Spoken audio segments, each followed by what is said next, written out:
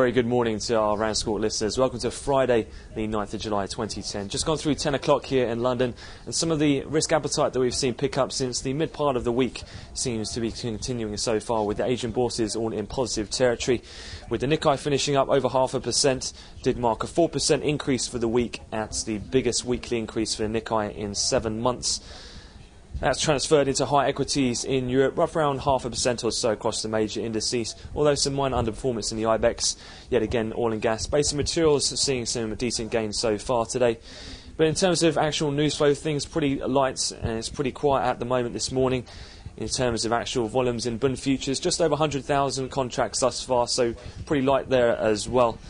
In terms of the spreads, they're sitting around mixed at the moment, as people still look out for any further details in regards to the stress tests. A couple of people looking at a Credit Suisse note that came out late last night, which did question some of the banks, including the Greek banks in particular, as well as Deutsche Post Bank was called into question, or whether they might indeed fail the stress tests. But overall, as mentioned, sentiment still pretty firm at the moment. Looking forward towards the US session, not too much in terms of major data, but we'll have another update to come at the European cash activity close this afternoon. So that concludes the morning wrap-up. Have a good trading day.